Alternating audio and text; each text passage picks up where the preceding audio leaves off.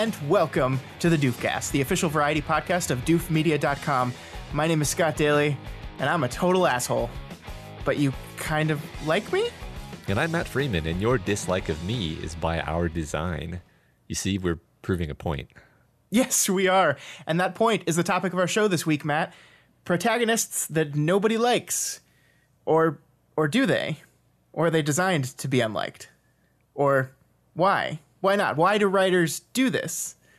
And to answer all these questions, and more questions, I think, we thought we would bring back one of the most likable guys we have on tap to talk about this with, Michael Grubb. Welcome back. Hey, fellas. How's it going, Michael? Whoa, gosh. Swell. That sweater sure looks good on you, Scott. No, they know we're not in the same room, Michael. You don't have to pretend. It's delightful to have you, Michael. Oh, thank you, fellas. I read the line, the most likable guys we know, as kind of tongue-in-cheek, but when I wrote it, I just want you to know I was being sincere. I didn't assume otherwise until you just explained that. Oh, I'm sorry. I'm so sorry. It's okay, Michael. I didn't hear it as being insincere. Oh, then neither did I. Okay, well, then we're good, Yeah, guys. then we're good. We're All right. totally good. Yeah, so we are going to talk about Unlikable Protagonists this week, a conversation that Matt and I had via Google Chat that we thought, this is interesting. Maybe we should do it in front of a microphone, and we decided to do that. But we've got some other stuff we were going to talk about as well, guys. We got to talk about some news, and then I think we're going to cap the whole show off talking about NaNoWriMo. Is that how you pronounce it? I've never actually said that out loud. I say NaNoWriMo because the "ri" is for writing. I guess that makes more sense. I mean, it does. I mean, it doesn't. I mean, you can just say National Novel Writing Month too. I mean, it doesn't take that much longer, really. It takes so much longer.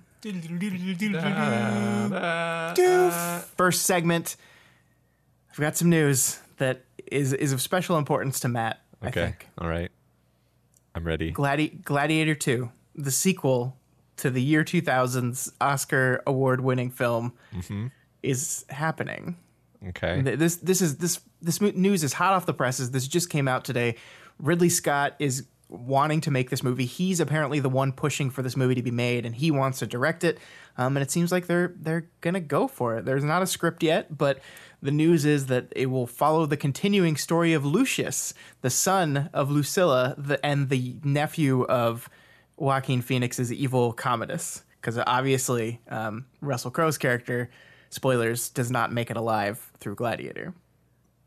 Okay. So Matt, how do you feel about this? Such complicated feelings, Scott.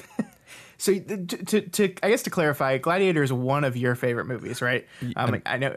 Yeah, I think I called it my favorite movie for a long time, and then I don't know if I grew out of it or what exactly. Like, it's not like I dislike it now. It's just I wouldn't rank it so highly anymore. And it's also, I think in 18 years, just like a lot of the things that were good about it have sort of been done elsewhere. Like the big battle at the beginning was something that really appealed to me as a like 17, 16-year-old or whatever. Yeah. And now I'm just like, yep, that's a battle. So just, you get older, your tastes change. But yeah, no, I mean, I love the Gladiator franchise, which is now a word that I have to say.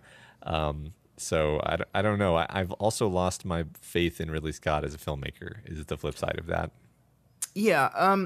I guess the weird part about this is that this isn't like, I mean, everything, it feels like a cynical cash grab, right? It's like Gladiator 2, but to see that like the reason this is happening is because Ridley Scott is strongly pushing for it is surprising. But I guess it's not as surprising when you look at what he's been doing lately, when he said that he wants to make 100 Alien prequels, sequels, whatever. He wants to live in this world forever, and they've all been pretty bad. At least Clearly, to me, he I know just some needs more houses.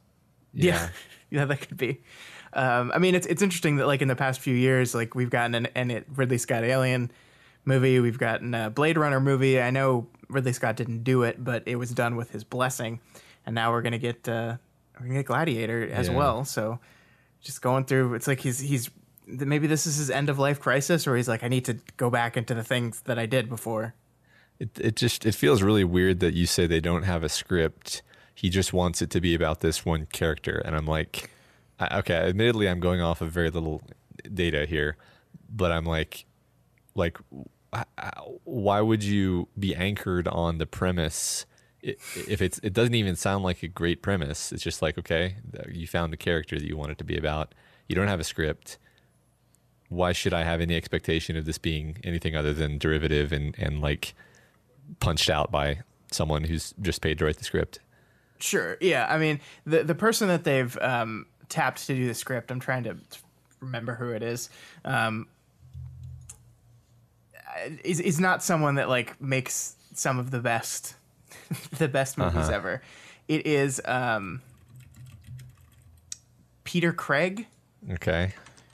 Which is probably not a name that you... Yeah, Daniel really... Craig's lesser-known brother. He's written a couple Hunger Games stories. He wrote The Town, the Ben Affleck movie. He's also writing the Top Gun sequel, which is a movie that's being made from Ridley Scott's brother's 80s movie. Oh, God. So, yeah... I mean, my guess is like when you look at a Gladiator movie, like when you say, okay, we're going to do something with this Gladiator movie. If it's not the crazy ass script that was written by Nick Cave, I don't know if you've ever heard of that one, Matt. No, have you ever heard of that? I haven't. There was a script written years and years ago that has like Maximus going through limbo and the underworld only to come back to life. Like it's batshit insane. That actually sounds pretty awesome. Yeah. I mean, it certainly would have me more interested than just we're going to stick a Gladiator name on another thing and just have it be about this kid who, I mean, like, I understand the kid was kind of the emotional linchpin of the film for its main character, but that doesn't make him an interesting character in and of itself, right? No. Yeah, I just think like I think the reason why they're making this movie about this kid is when you look at Gladiator and you say, okay, we need a sequel and we're not going to do this crazy thing. The only other choice is let's take a character from that story and show what they're up to. And we can't. Russell Crowe's old and dead, at least dead in this movie. Joaquin Phoenix's character's dead. I guess you could go. I forget who plays the sister. She's a really famous actress, and I'm blanking on her name, but I guess they just don't think there's anything there because it's Hollywood. So he's really the only character, the linking character that you could make a movie about, I guess. Yep. I have very little faith in this. I've been Michael, wrong before. Are you excited for this movie? I'm boycotting sequels, as you know. Wait, I didn't know that was on the list, too. Yeah, it's on the list. Sequels, prequels, things that seem like sequels, but... remakes... aren't exactly.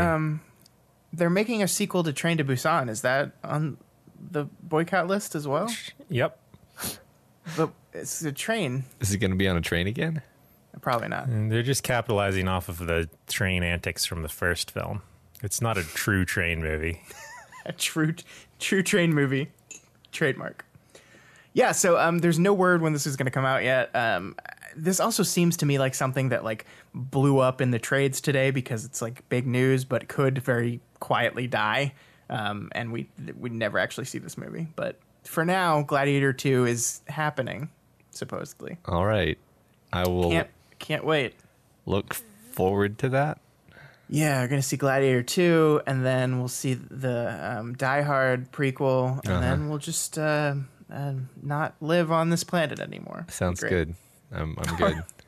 All right, let's move on to talk about our main event. Let's talk about some protagonists that are just kind of dicks. Yeah, and the concept of likable of why you would do that in a book. Yeah, and I think what we're meaning here is not like I read this book and I don't like this protagonist. What I'm kind of meaning here is I read this book and the writer clearly didn't want me to like this protagonist. Yeah. And this conversation came about, I think, because I was reading Tana French's newest book, The Witch Elm.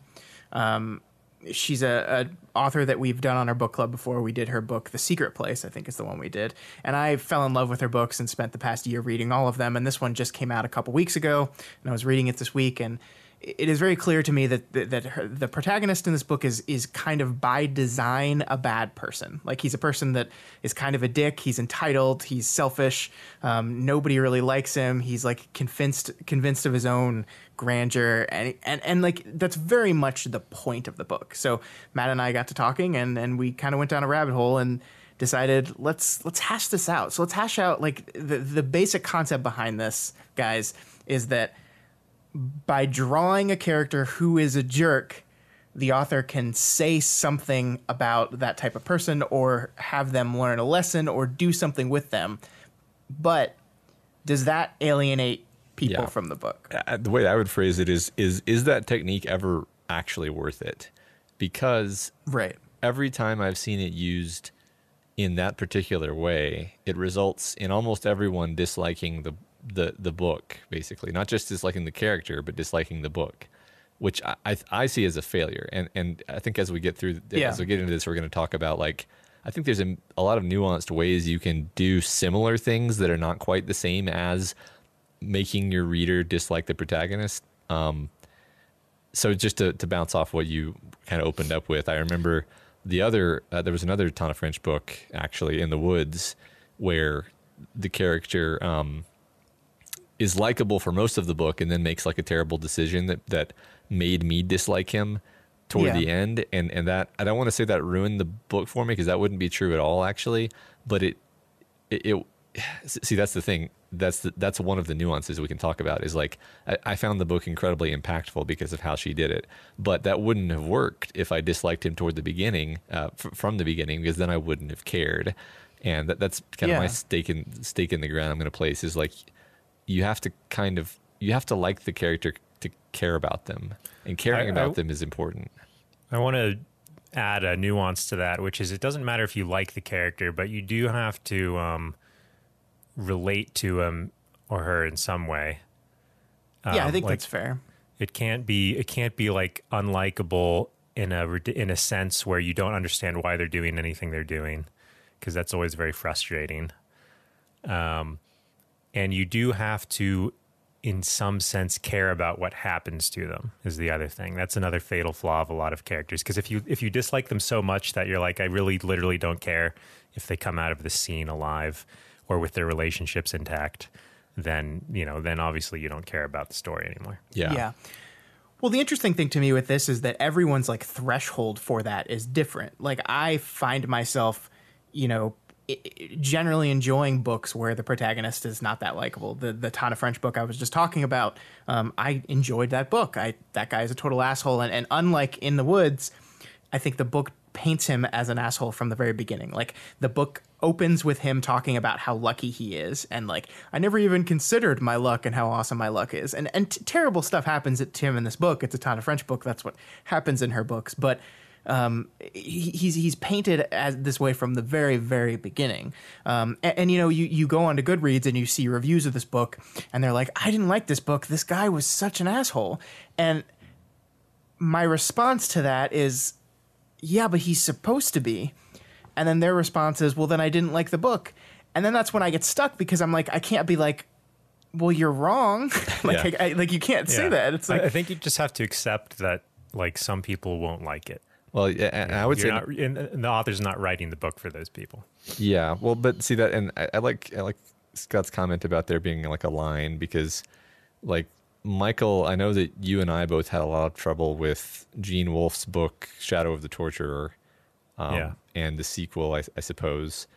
Maybe you didn't even read the sequel, but basically, this is a very famous book that actually a lot of people like, and it's regarded as like high literature, and the protagonist is just so both unlikable and unrelatable, and just kind of like, you never quite get your head around him, and then like, if you read about the book, it's like, actually he's a severely unreliable narrator, and it's like, well, that doesn't help.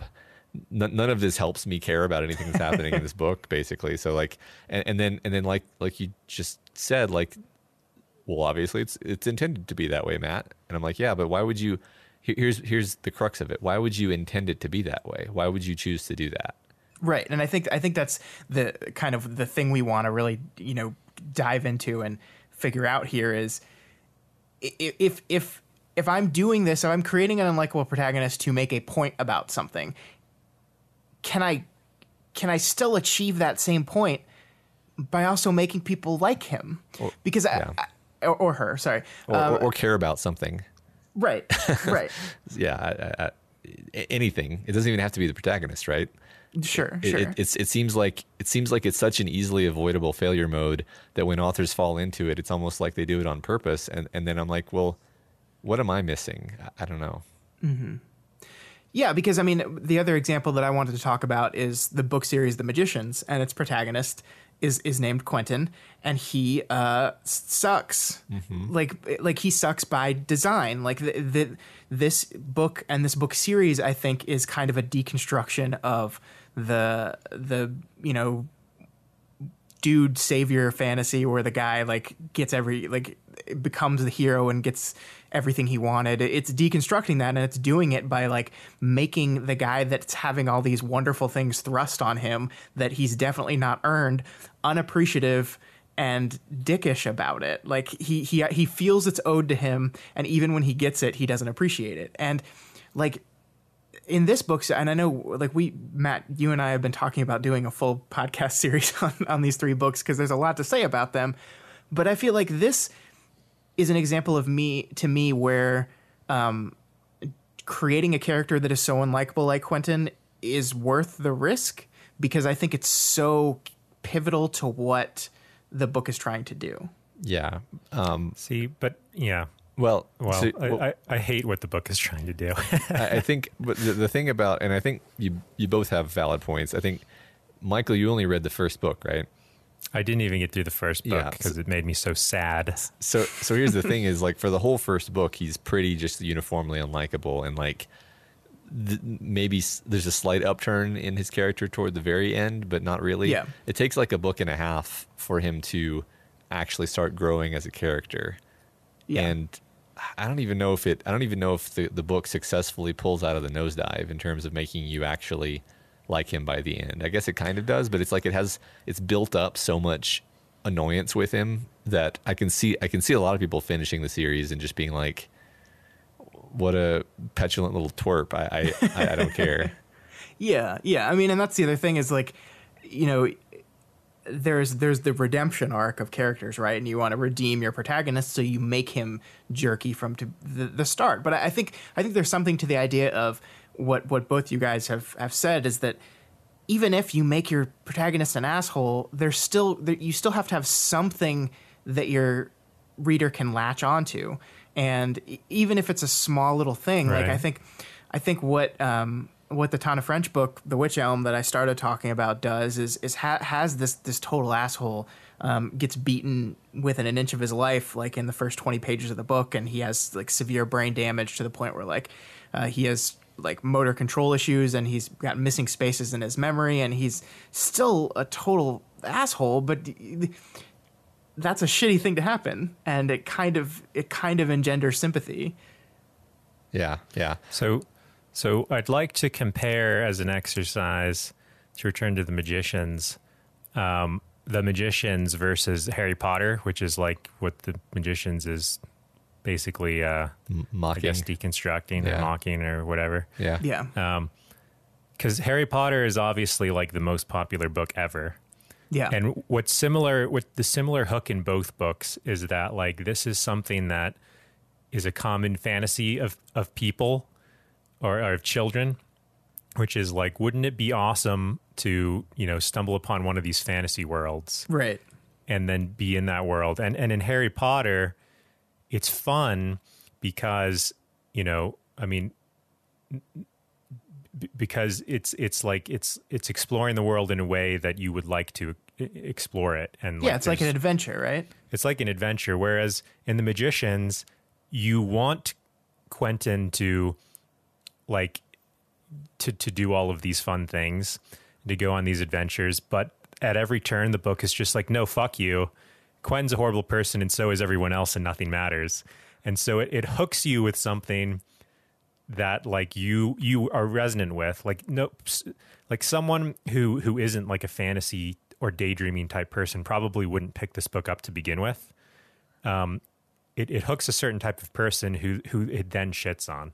So I understand, I think, why there's a lot of people who don't like it, or in my estimation, there's a lot of people who don't like it because it's too personal or something. I get that. Like, I don't see the book as shitting on those people. I see the book as like being like, look, this is like, if your fantasy became reality, this is what it's going to be like. It's not going to be this wonderful but it's a fantasy. So it's like, it could be whatever you want, but what the book is telling you is like, you are naive and stupid for wanting this. All people are terrible and nothing is worth. What the book is telling you is that trying to escape into a fantasy world is not going to solve all your problems. Right, which is a bullshit message. Why? That's absolutely accurate. I think escaping into fantasy worlds is a valuable thing for a lot of people.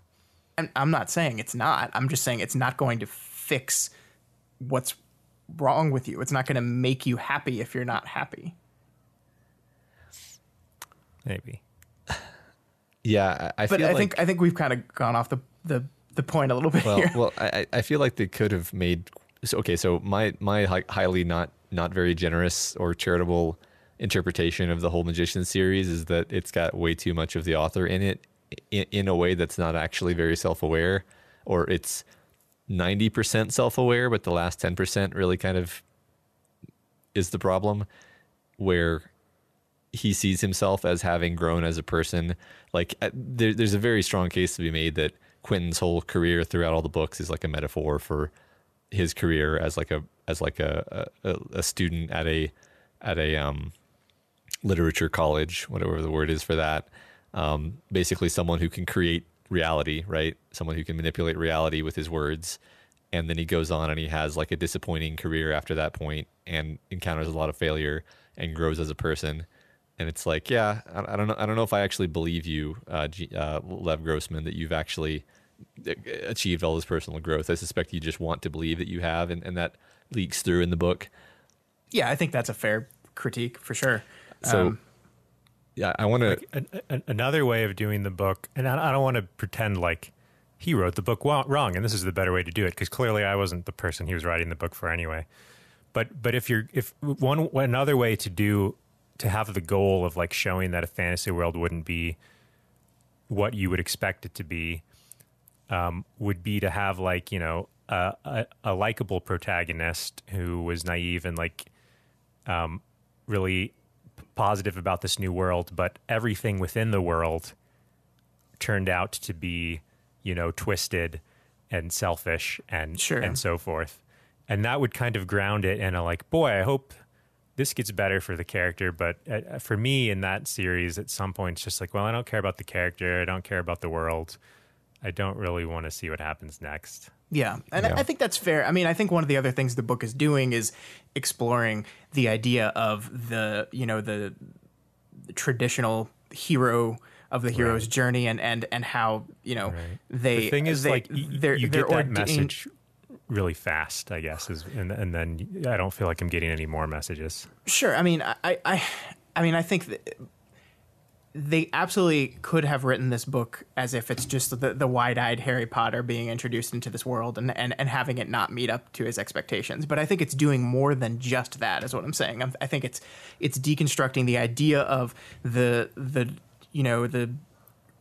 hero character and the archetype and what they are and you know, like, this is someone who almost like expects this and never appreciates it. Like, even like I didn't feel like the whole world was terrible. I feel like Quentin made it terrible even if it was awesome. Like, the thing that I love about the first Magician's book is that they're at a freaking magic school and Quentin is so bored of it so quickly.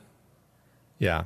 Like, he just like some of the coolest parts of Harry Potter to me was when we actually got to see them in the classroom, and I'm actually bummed out the further we went on in that series, we saw less and less classroom time. But just the idea of going to a school to learn magic is like the hook. And for Quentin, I just want to go to Fillory. Harry Potter like also explores that though, because you know, in their classes, they're always complaining about studying for their magical exams. Right, and when I'm reading that, I'm like, fuck you guys. Like, what are you talking about? Well, and I think one of the most fascinating parts of Harry Potter to me is the fifth Harry Potter book, Order of the Phoenix, I think it was. throughout most of that book, Harry's an asshole. And I think it's kind of, subtextually Harry's an asshole because he has this psychic link with Voldemort and his personality is bleeding over and Harry's kind of a jerk. And a lot of people seriously critique that book because the book made Harry an asshole. And it's like, well, but that's the point. Like, and I don't know if we've like gotten to the root of anything yet, but I just wonder if that's like a tool that's just limiting to the point of failure. Because like, Michael, you said that The Magicians is a book that it was not written for you. And while that's true, in my mind, when I'm critiquing a story, if the story alienates readers, then the story is failing. Yeah, I want to use that as an opening to jump to like my number one proposed solution, like just in general, is that you can have this is true for Quentin, this is true for Harry Potter, this is true for a ton of French protagonists. I think the principle works is that you can make the character likable even if they're an asshole. You just have to add other likable things and make the reader actually feel those and connect with him on a dramatic level. And then you can have the character be pretty bad, and then you're like, well, I'm really upset that the character is being really bad. Being upset that the character is being an asshole is actually the desired outcome. Being indifferent that they're being an asshole or just like mildly annoyed is a failure. So like one example on my little list here is Mark Zuckerberg's the character of Mark Zuckerberg in The Social Network, because I saw him on a list of like unlikable protagonists, and I was like, that doesn't fit what I'm thinking of when I say unlikable protagonist, because that movie makes you like him with like some very deft brushstrokes of like showing that he's like a little bit off and can't help it, and feels and like wishes that he could clearly, and then a few small moments of him like clearly caring about his friends but having a really hard time expressing it, or expressing it in ways that are not like heard. And then the movie can kind of make him, and then when it makes him be an asshole, it actually saves the like true assholelessness for like a few small bits, and most of what's happening is more like miscommunication. So I'm like, yeah, it doesn't even take that much to make the character to make the reader or the viewer care about the character and be positively disposed toward them. And then once you've done that, then sure, knock yourself out.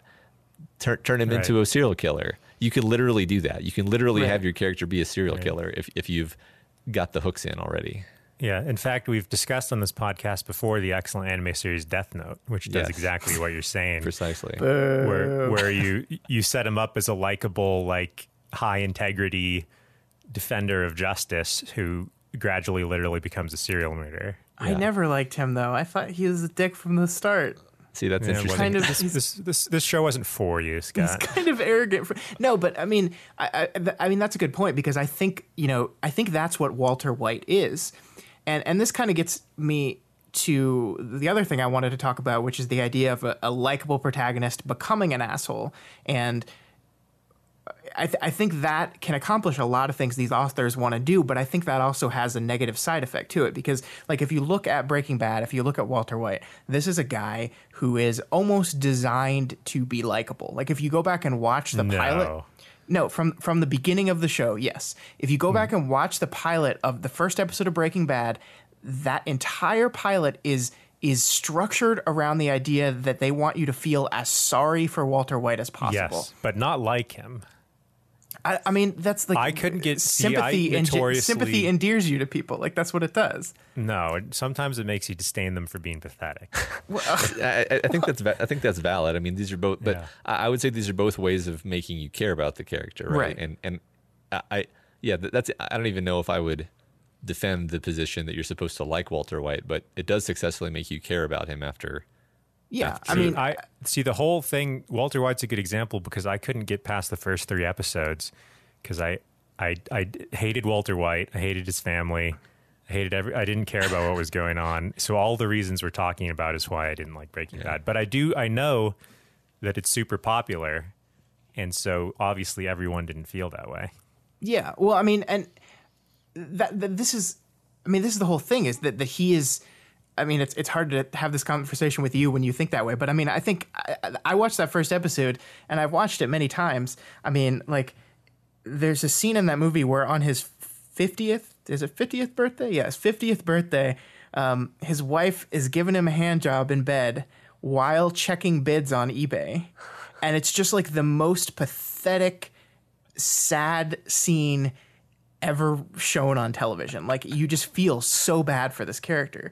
And I think that is necessary for what they want to do with him, because then they slowly turn him into, or rather what is revealed at the end is just reveal the monster underneath all this sympathy.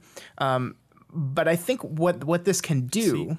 But I never saw anything in him that was like, there was nothing to root for. It seemed like he started off without any real hope or of achieving.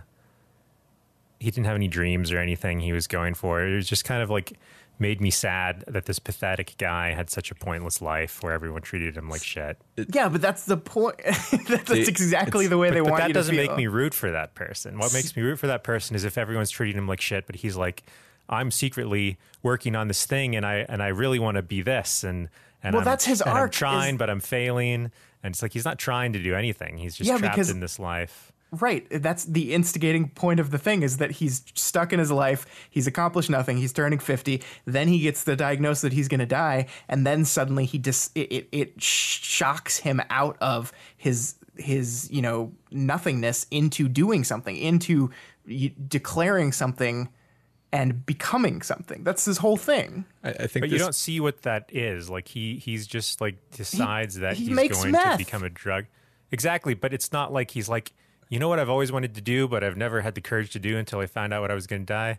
Make meth. It's more like, I could make meth and make some money before I die. Yeah. Well, I think I mean, that's it definitely, it's a metaphor. So I'm gonna move on from that, but I will say that the one thing the show does do, Michael, is it makes him like an artist of meth. That becomes an aspect of his character. I understand. Like, a lot of people have told me if you get to the second season, you'll get a lot more into it.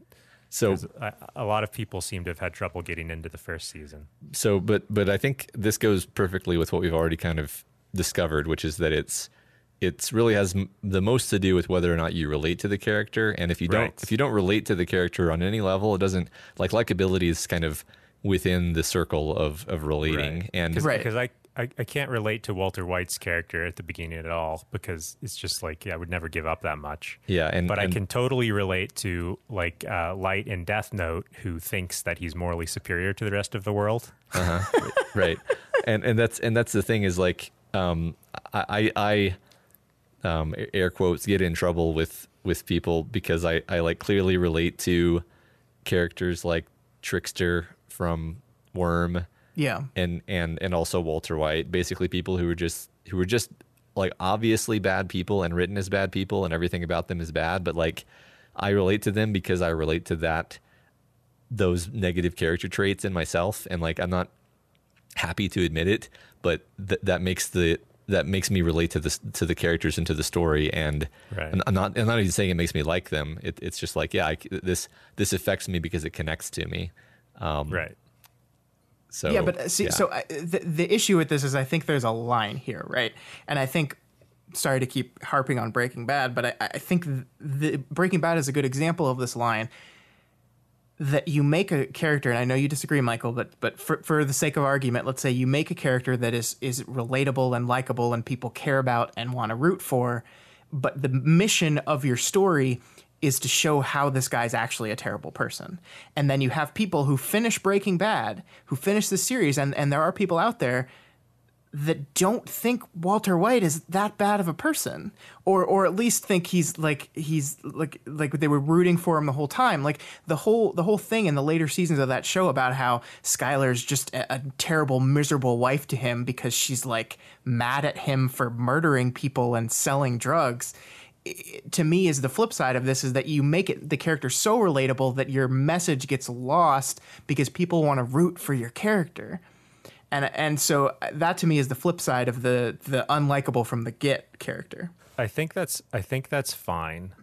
Like, I think you've done a good job if you turn someone into a monster and the person watching doesn't notice. Because maybe like someday down the line, they'll have a conversation with someone like you, Scott, and you'll be like, actually, he was objectively a bad person because of these reasons. And then the person who liked it and really liked Walter White throughout could be like, oh, yeah, you're right. Yeah. That happens a lot with Taylor and Worm too. Yeah. Well, I mean, I think that leads us down a whole kind of separate rabbit hole that maybe we want to go down to, maybe we don't. But this idea of if where the responsibility lies in the conveyed message, right? Like where does the author's responsibility stop and the reader's responsibility start? I don't agree with the idea of responsibility. In general, but also in writing.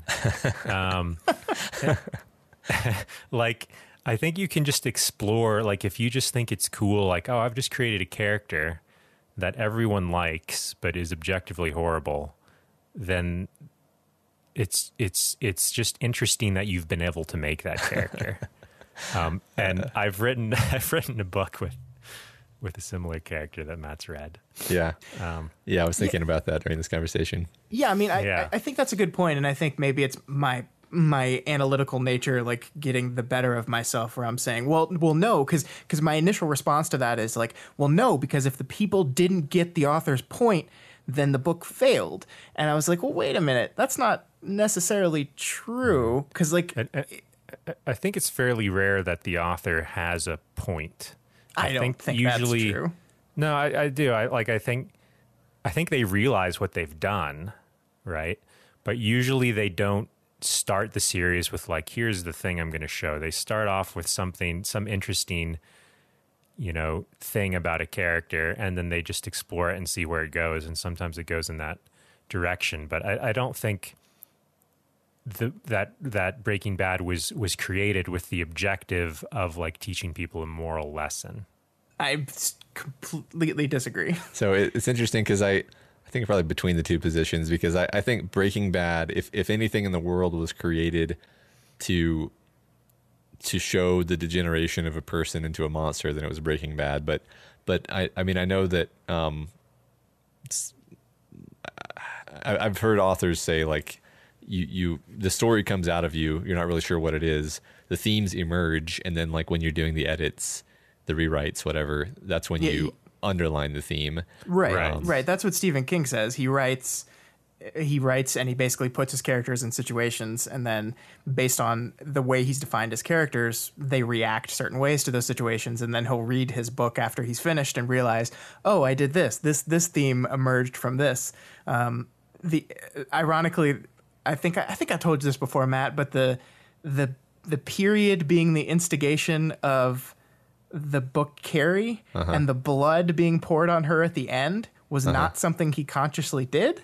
Interesting. But then when he realized after the first pass that those things linked up in a very obvious way, then he reinforced that theme throughout the book. So, I mean, I think to a certain extent you're right, Michael, that a deep, like, clear through line is not always like in the writer's mind when they sit down to create something. But I mean, like, things like Fight Club have a message to them. Things like Breaking Bad have a message to it. And but my broader point is that, like, if the author doesn't necessarily care, or you shouldn't care what the author's, I guess this all comes down to authorial intent, and does it matter? That old chestnut. Right. And I say no, it doesn't. I say yes and no. I say yes. No, just kidding. Yeah, I don't know. Yeah, I mean, I think it is fair to say that if someone leaves Breaking Bad without the idea that Walter's a monster, are they wrong? Like, capital W wrong? I mean, no, like, because that's their own takeaway from the thing. But I mean, I do wonder, like, if we're looking at the creation of a story as an art form and something that an author, a writer, a screenwriter, whatever, is trying to convey something through the story that they're telling, That's a pretty big one to miss. Yeah, like we've talked about Fight Club before, and how many people missed the point of that story. Like these are pretty big things to miss. Like, so I'm going to bring up another really heavy drama, The Emperor's New Groove. And so this movie opens up with an extremely unlikable character. It's interesting because it's debatable whether he's the protagonist, but the Emperor is like comically over the top, self-indulgent and narcissistic and doesn't care about anyone. And then the movie like dumps on him for 45 minutes and shows him like actual suffering, and like in kind of a pretty convincing, like well-told way, shows him like friendship and caring about other people and relying on people. And it's a good little flick, because by the end you actually buy that he's changed and that he's better and he's not going to be that way anymore. So like, what if that movie, except 80% of the people in the theater walked out just not actually understanding that he had changed and was a good person now? Right. Like, well, because I think one of the things you're promising when you tell a story like that is that the story is going to be the redemption of this character. Right. Yeah. And I think you're right. I guess my point was more like, if the movie failed so utterly to communicate that redemption, then the movie screwed up. Like it's exactly. It's not the audience's fault, right? Like, and that's like the failure of The Magician, which is you're willing to tolerate this horrible character for a fairly long amount of time, but like you said, if you go through the whole first book and you don't really see any signs of his redemption, then you kind of lose patience. Mm-hmm. But in The Emperor's New Groove, you see the signs of the redemption fairly early. Yeah, I think that's right. It also helps that asshole Kufko is hilarious. Like, he's really funny. Yeah, which actually nicely folds into the idea of likability, because his horribleness is done comically, and so you don't really hate him. Right. Yeah. I mean, another example of this type of story is one of the greatest horror stories of all time, which is A Muppet Christmas Carol. Oh, Jesus Christ. Or just the Christmas Carol in general, right? Because Scrooge, he's Scrooge. I mean, I think we use the word Scrooge now as like an unlikable, bitter person who's joyless. Yeah. And so he's like the definition of an unlikable character. But the thing is, you get to his redemption arc within like 3 pages. Like a very short amount of time does like the ghost, the J. Marley ghost arrive, and he starts growing, and that's like about how long you have. Like, once you make a character like that as your protagonist, you better like promise something pretty quick, because if there was a whole book before the trilogy of his journeys to the past ghosts, like, you'd be like, okay, we get the damn point. Like, it doesn't take that long to establish someone as unlikable and joyless and so forth. Yeah. See, I wonder about that. Like, you're not wrong. I think you're absolutely right. And I think, shockingly, your bringing up of a Muppet Christmas Carol is more on point this week than it was last week. But it's always on point.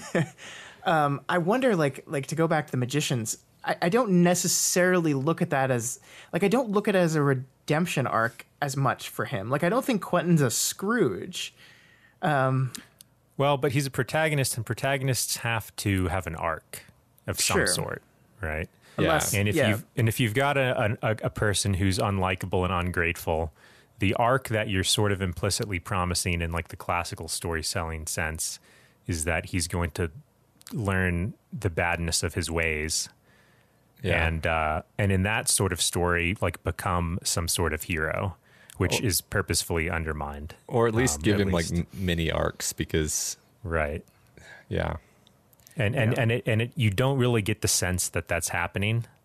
At least I didn't, and that's why I gave up on it. Yeah. I mean, it's weird because I think it is and it isn't. Like, I don't know if Quentin learns to be a better person. I'm not sure. Right. Well, in the first book, all that happens is genuinely bad things happen to him, and he experiences loss and suffering, which serves to like recalibrate his view of existence. And he carries that forward going into the later books, because now the difference between Quentin at the beginning and at the end is he's experienced true suffering and has compassion now. Yeah. Well, he also got every single thing he wanted. He got to go to magic school. He got to go to Fillory. He got everything he wanted, and it was not what he wanted. Yeah. And yeah, I mean, I think, yeah, that's the thing is, I'm moderately satisfied with Quentin's arc throughout the entire series. I would say so. But I do very much agree with Michael's take. It didn't affect me in the same way it affected Michael, but it does. That whole book, you're just like, you put it down and you're just like, right. I mean, I'm not saying that every book has to have a catharsis.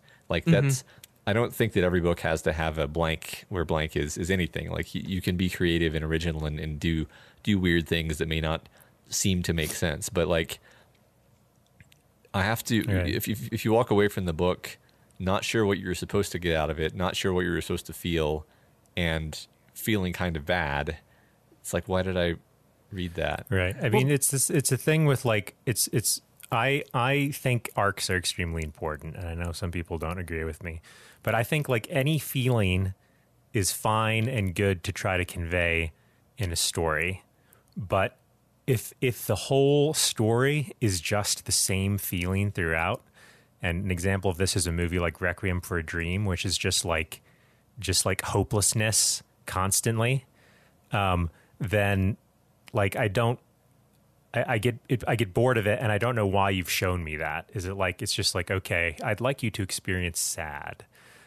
It's not interesting in isolation. Like, it's interesting in the, if you're using that to be like, well, this is the sadness, and then this is how the character got out of that sadness and realized something else or something like that. But if there's no arc, if there's no progression of feelings, then I feel like it's inefficient. It's not efficient. It should have been a poem or something. Like, why a full feature film or a book about one sort of thing, you know? And if I just feel like I'm getting one message, I get tired of the book. Well, but I mean, I think what this gets down to, I mean, the thing that the bottom of all this is that everyone goes to stories for different things, right?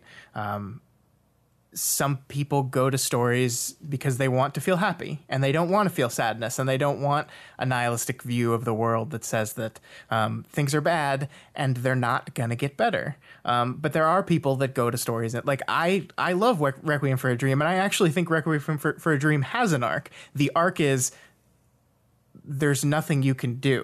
The arc is characters realizing that they're trapped in a cycle that they cannot escape from. And they start out happy, actually. Right, so, right. So it's a reverse. It's the exact opposite of that. It's not. Yeah. I guess they do start out kind of happy in that movie, but you know the kind of story I'm talking about. Yeah. I do. I see. That's the thing is, like, yeah, it's very difficult to. There's a difference. There's a almost completely separate, separation between what I enjoy and what I like abstractly want to exist in the world. Like, I was thinking about this when I was watching that Jodorowsky's Dune documentary, where I was like, this would have been really fascinating and incredible if this had been made. And I also don't think it would have been watchable in the least, because like there are so many things about it that I can already tell I wouldn't enjoy. But that doesn't mean that I wouldn't have wanted it to be made. So yeah, art is weird. Art is. It is. It's really weird. Yeah. And I think we here kind of try to distill it down and talk about it as analytical as we can. But at the end of the day, a lot of it's just like, you like what you like. And that's where I struggle with this whole thing, with this whole idea, because the conversations I've had with you today, Michael, about The Magicians, about Breaking Bad, about these are not the first time I've had these conversations. There are many people out there that feel exactly the way you do, and it's not wrong to feel that way. And that makes me wonder, are artists who create in that space intentionally isolating themselves from a lot of people? And the answer is yeah, but is that good? Or do they know they're doing that? You know, right, Because it's. I think it's very likely that the creator of Breaking Bad thought it would be obvious. You know, like yeah. I mean, I think people who create things that are good, don't do it for the sake of the audience anyway. You know, you do these creative things for yourself, and if people appreciate them, it's because a lot of other people, you know, resonate with whatever your idea was, and it doesn't matter if some people don't. You know, it's that, like, art shouldn't be judged by the quantitative number of people who enjoy it. Well, I'm not just talking about number, though. I mean, I'm talking about, like, you know, we create things, and I read the comments about the things we create, and I am very... I never read the comments. Well, but I mean, I think everyone does that. I mean, I think filmmakers read reviews, authors read like there is a relationship between author and critic, and it's often... that is very often their downfall, though. Well, I mean, when you start caring too much about the critics. I mean, there's a difference between caring about and tailoring to. Right. So you should basically ignore them, right? Well, I mean, ideally, but I mean, I think people that create things want people to you know, consume their creation. I mean, I want as many people as possible to listen to this conversation right now, because I am enjoying this conversation. I am doing this conversation for me, but I am sharing this conversation to hopefully start a dialogue with people about these type of things. And I think that's what people that create art are doing as well. And so if I wonder and what Vince Gilligan is thinking when he hears people defend Walter White with the vigorousness that they defend him with. And we've had this conversation about Worm before, Matt. Yeah. And Wildbow, to his credit, does not share a lot of his internal feelings about people's interpretations, which I think is a very smart thing for an artist to do. Let people have those conversations, let those exist on their own. But I still wonder internally, like, if he is ever frustrated, and I'm not saying our interpretation was the correct one. I'm just saying if there is an interpretation that exists that is different from his intention, what level of frustration is there? What is that seen as failure on his part to convey, or failure on the reader's part to absorb? And it's also entirely possible that both Wildbow and Vince Gilligan are just like sitting there cackling because creating controversy was actually their goal. True. That's absolutely true. Because there's a lot of Wildbow puts in a lot of moral dilemmas where I suspect that he put in the moral dilemma because he wasn't sure what the right answer was, and it seemed really tricky and ambiguous to him. Right. And then half of his readers feel one way and half feel the other way, and they try to kill each other. Well, I think that's true, because I mean, if he wanted the scenarios to be Taylor is clearly 100% morally wrong, he could have done it that way. Like you could still have a character that like justifies and rationalizes and compartmentalizes, while also clearly unobjectively making the wrong decision. You could have just very simply had her become much worse than she did, and then not get any kind of like icing on the cake where she redeems herself, you know, in some capacity, right? So I actually think that one of the big points of the story is not to reject every one of Taylor's decisions, but to question the validity of them. Right. See, that's the thing is, I think Wildbow's doing complicated things and he's doing them consciously, whereas like to loop back to Shadow of the Torturer, like I genuinely don't know what the point is. Well, but like in some sense, like, well, for Shadow of the Torturer, it's interesting to talk about because I don't know what other people's arguments are. I mean, like for Walter White and stuff, I think I can understand what people are saying. But I don't think it's a very interesting question. Like, what is the correct interpretation? You know, like, you know, the author's dead and so forth. The work now exists, and it's cool that people feel different things about it, and none of them are are right in the sense because art is just whatever it means to you. And it's not like, science. Yeah. I mean, I think you're totally right. I don't know. I like it. So my thought is like when I read Shadow of the Torturer, I have this sense that he was not trying to write a novel. He was trying to do something else. And I don't understand what that thing is. I don't understand what it was either, which is why it's very interesting. But the thing with that one is like I've never read on a forum or anything like an explanation that I've understood of like why they like that book so much. Yeah, I mean, I've read the explanations and I just don't connect to them at all, and that's right. And that's what we were saying earlier about just like different people like different things. Which implies there's like something missing about our humanity. I suppose so. In a sense. Well, let me give an example that is kind of sort of related. I saw a movie at Fantastic Fest last month that was the craziest experience ever. It is a French movie about a French dance team that gets their sangria spiked by LSD, and they go on a trip in this old school that they've been practicing in, and it's basically an hour and a half of like trippy LSD nonsense where the camera is going crazy, there's loud music, there's flashing. It's basically designed to be an assault on your senses, and I couldn't stand it. It was just like I've never felt as like viscerally attacked by a film in my life as I did by this movie. I've never gotten this close to walking out of a movie, just not because I didn't like the plot or I thought this was bad or stupid, but just because it was attacking me. It was literally attacking me. And I left that movie and I got together with my friends and they were all talking about how they loved it. And I can sit here and say technically the movie was brilliant. It was absolutely brilliant. What they were doing with the camera, how he accomplished his goal, what it seemed like his goal was great, but I couldn't stand it, and I will never watch it again, and I would never recommend that movie to anyone ever. And I think that's something similar to this, to where like there are people out there that go to a book and they like what it's doing, and it doesn't matter that what it's doing is like cold and evil and terrible, but they enjoy it on the level it is existing at. Yeah, it reminds me of music. Sure.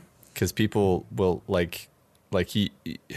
you can get down, some particular rabbit hole of like jazz or whatever, and be like, this song is the greatest song in the world. And other people will hear it and it's just like, sounds like elevator music to them. And it's because you're listening to it from within this context of all of the history of all the other jazz music you've listened to that has led you to this moment where you appreciate like the references to other things and the riffs off of other things and even the like mocking of other things. I mean, it's the same thing happens in literature too, where you're like, oh, I appreciate this because this is a reference to this other thing that you, if you hadn't read that other thing or weren't aware of it, you wouldn't get. And I think we're just rediscovering the concept of aesthetics here, actually. Yeah, I think that we've come full circle and just realized that people just like things that they like. And that's. But I mean, like, I really feel like as varied and aesthetically determinate and random as art can be, when it comes to storytelling, I think there are things that work. And there are things that don't work. And my goal with this was to really get to the idea of does an unlikable from the drop protagonist of your story work as a story element? Should it be done more? Should it be done less? Should it be a thing that we kind of stray away from? Here's a maybe a way to frame this in terms of television, where your goal is as a writer, both to be artistically, creatively fulfilled, but also to get the most number of viewers, so your show doesn't get canceled. Right. You do have a very commercial bottom line there. In which case, I think you're right. You don't want to play this game. I mean, even Breaking Bad, that was like a cult hit. That wasn't really a, prime time. Yeah. They didn't really wide. They didn't start doing good numbers until like the last season. Uh-huh. And it was because it got put on Netflix. Like Right. Breaking Bad blew up. It was a cult hit for years, and then it blew up in the last 2 seasons because they dumped it on Netflix, and a bunch of people took the time to watch it. So it's always a risky formula if your goal is to maximize number of people who get into your story. Right. Yeah. You want a protagonist you can relate to right away and you can root for right away, and you know what they're going to do. Yeah. Yeah. But here's a comparison to Breaking Bad that we haven't talked about, but is actually a similar arc, which is the spinoff Better Call Saul, right? Because he's going to be some seedy lawyer guy by the end of it, and he starts off as a seedy lawyer guy. But in my opinion, he starts off extremely likable because he's got a good heart, and all of the seedy stuff he does, he's actually doing for like nobler than other people reasons.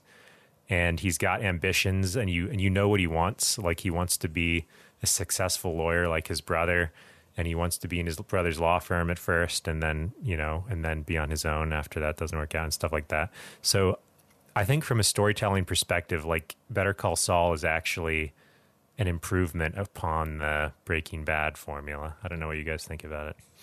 I mean, I think they're doing different things. I mean, I get what you're saying. He is a character that we are going to transition into a bad guy. And you're absolutely right that he starts off like the thing I love about Breaking Bad is that this is the whole Mr. Chips turns into Scarface thing was the byline of the story.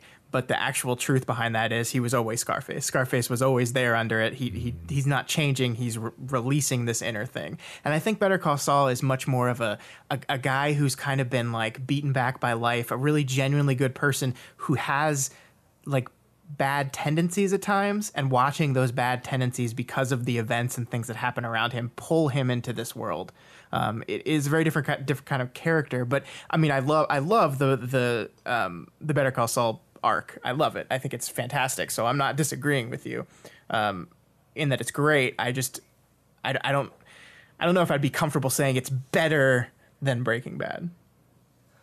Yeah, and I haven't seen it, even though I'm sure I'll love it when I get around to it. But that all seems to make sense to me. That I like this idea that I don't remember which one of you said this originally, but like the idea of it being a matter of, is it good storytelling?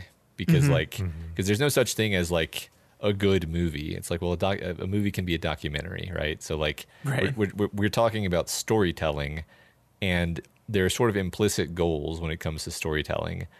And if I like am confused by and don't enjoy a book, then I'm like, well, either your goal wasn't the normal goals of storytelling, which would be weird, or you failed in your goal, in which case you did bad storytelling. So in either case, though, it's bad storytelling. I mean, that's part of the issue with The Shadow of the Torture for me. It's not anything to do with like the main character being unlikable. It's that I never understood the world at all. I never understood like the rules of the world or like where anything fit into anything else. Like it just was confusing. Yeah. It was like a weird dream sequence where I didn't know what anyone was trying to do ever. Yeah, you know, Scott, we've talked about the beginning of Hyperion.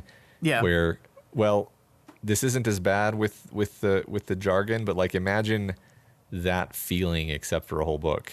Oh, Jesus. Where you're just it not necessarily even because the jargon was being thrown at you, but because you're just like, all right, I'm in this town now. Nope. Go into this town. This town has flowers that you use for dueling. What's that? Oh, nope. Moving again. Different. What's this character? That's it. Nope, that character's gone. Okay. Just like, Jeez. Yeah, you're just like, okay, well, what are you trying to do to me? Are you just abusing me?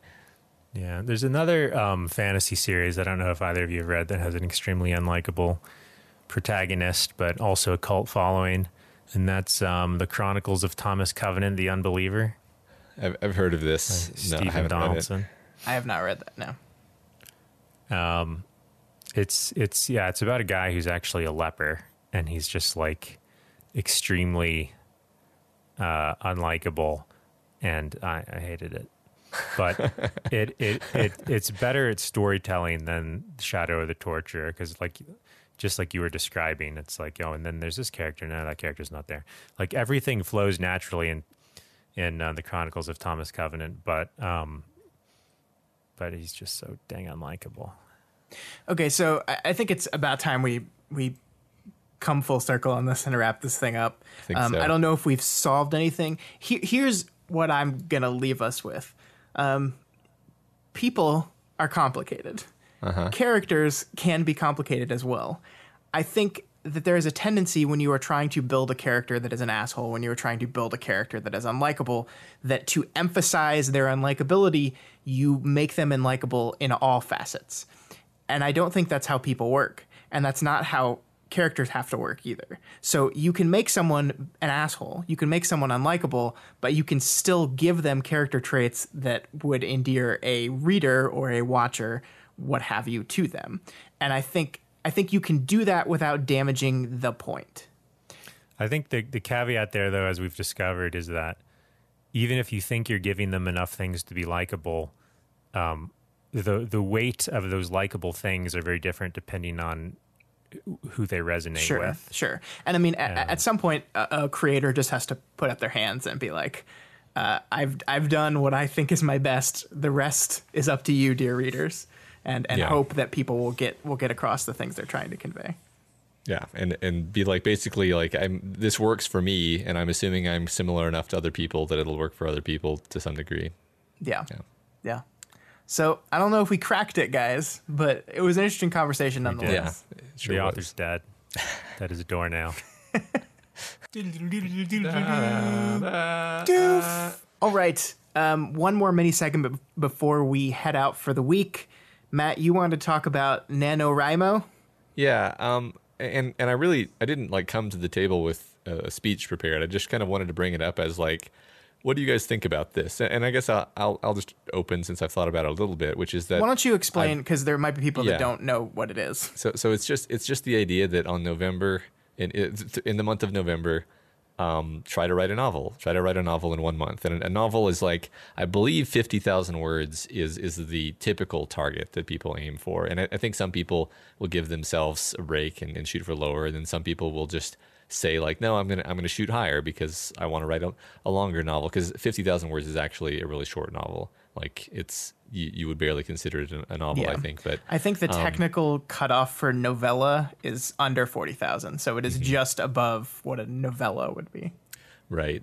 And I think I've maybe tried to do this before and not succeeded. I've definitely always thought this was a very interesting idea, but it's always just seems like when I actually look at the task of it, I'm like, I would have to rearrange my whole life to actually do that, because that's basically over 1,000 words per day, every day. And if you miss a day, well, great. Now you have 2,000. You've created a much bigger problem for yourself. 1,000 words per day is not that much, but just like knowing what I know about myself, I would expect a very bad 50,000 word book if I were even able to stick with it.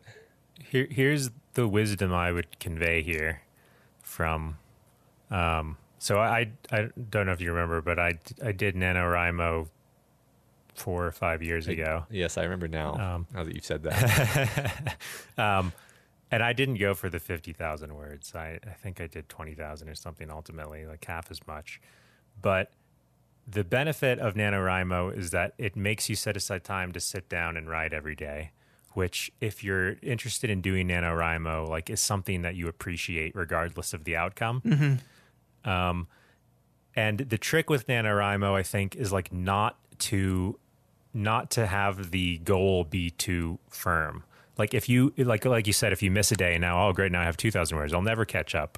You just put yourself in like give up mode. Yeah. Where it's like, oh well, I'm never going to be able to do that. I might as well just give up. The trick is just to be happy you wrote anything.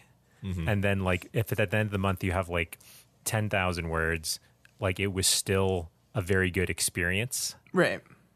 I think that's true with any kind of goal-based, time period you've set up. Like, I think that's true with New Year's. This is to me is comparable to a New Year's resolution, right? Where it's a particular day now, and starting on this day, I'm going to start doing this thing, and it's a good way of like giving yourself a set amount of time where you're going to do this thing and you're going to achieve this goal. But yeah, the reason those things fail so often is because you put too much on the goal and not enough on the activity itself. Right. Like any improvement is good. Like if you're like, I'm going to learn guitar this year, I'm going to learn, I don't know, some number of songs. And you get through the first month and you're not anywhere close to the number of songs you should have done. Like if you still actually practiced a lot during that month, and you can go back to the beginning of the month and be like, oh, I improved. Like that's still a win. But if you're just like, oh, well, that was too much, clearly, and I'm not going to win this. And then for the next month, like you don't play any guitar, then that's a fail. Yeah. So it's just about like remembering you have the goal and making sure you're actually continuing, making yourself do the thing. Yeah. But maybe your outcome isn't anywhere close to what you thought it would be, and then just not letting that discourage you because you've actually kind of accomplished your goal anyway. I like that. Another thing I've thought is like, it's foolish for me to actually expect under any circumstances that I would have a good novel written in 1 month. Like the point isn't to have a finished product. It's to get like your 0th draft, which you're going to, if you do anything with it, you're going to heavily, like almost completely rewrite it in all likelihood. So just start out with that attitude. Even if only like the writing on the very last day inspires like a grander story idea that you start over on later, like that was still worth it. Yeah. I recognize that as being the correct attitude. So it's too late on November 1st for me to start writing, but I like the idea. I feel like but I mean this year I've achieved like a sort of writing zen, which I'm going to say that I've achieved, even though this is the first year I really have ever not been a complete failure at making myself write anything. Because I started that novel over the summer and I was very productive. But then like I had kind of a choice when the school year started, because I was like, well, I can make myself continue to write at this pace. And probably against my will, in a sense that I won't be enjoying it anymore because I know I have other things I need to work on. Or I could set it aside on purpose and devote myself to this other thing that's coming up that I also want to do good at, and not feel bad about that. And then have the explicit goal of like, okay, once Christmas break starts, I'm going to write every day again. And there's no way that can fail as an idea. Yeah. Never, not done anything like that before. But I still feel really good about it because I don't feel guilt. Like if I felt guilty for the last 3 months for not continuing to work on it like in a row, then I would probably hate the project by now and not want to write it. Yeah. But because I've like let myself off the hook, I'm like, yeah, I'm excited to work on that again. Yeah. I think the perfect distillation of this whole conversation is the fact that this episode is not coming out till day 2 of NaNoWriMo. So if there's a person that was wanting to do it and is listening to this podcast and just went like, oh shit, I wanted to do that. Now it's too late because it's November 2nd. It's like, no, it's not. The whole thing is just, you can just start now. You can start on the last day of the month if you want, if it gets you writing. That's the whole point of it. Yeah. Yeah. I think, I want to try it. I have an idea. I have a story idea. Like if I didn't have a story idea, then it would be moot. Write it. Okay. Live write it right now. Go. Interesting. Live write it. There are people that do that on Twitch, Michael. I can't imagine that. Stories. Yeah. That seems like you would have to ignore the chat. Yeah. Right? You would. Like, okay. Otherwise it'd be, I mean, I guess you could do like donate to write the next sentence. Oh, God, that sounds terrible. Yeah.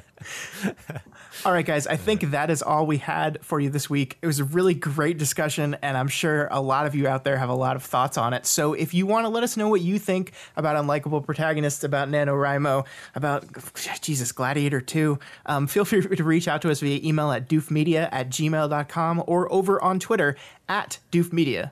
Yeah, and if you're not already subscribed to this podcast, we encourage you to do so and ensure you never miss an episode. You can find us on iTunes, Stitcher, YouTube, Google Play, and pretty much anywhere else podcasts can be found.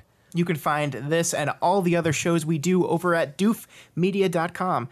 And if you want to support what we do here, consider becoming a patron of Doof Media. You can head on over to patreon.com/doofmedia and pledge $1 a month or whatever else you can afford. You get a bunch of new, great exclusive content by pledging access to our Discord. At some levels, you can pick a show for us to review on this here podcast. There's tons of great stuff out there, and we really appreciate those of you that have chosen to support us. It means so much to us. Thank you guys so much. Yeah. Also, please consider rating and reviewing us on Apple Podcasts. Every review helps us get more exposure and introduces new people to the content that we make here. All right. Thanks again for coming, Michael. This was a great talk. It's always fun to have you here. Thank you. And we will see everyone next week for, it's going to happen this time, Matt. Yep. We're going to finish the Matrix trilogy, part 4 of our Wachowski marathon, Matrix Revolution, next week.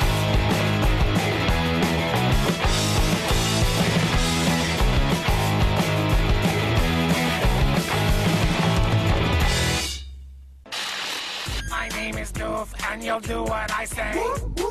My name is Doof, and you'll do what I say.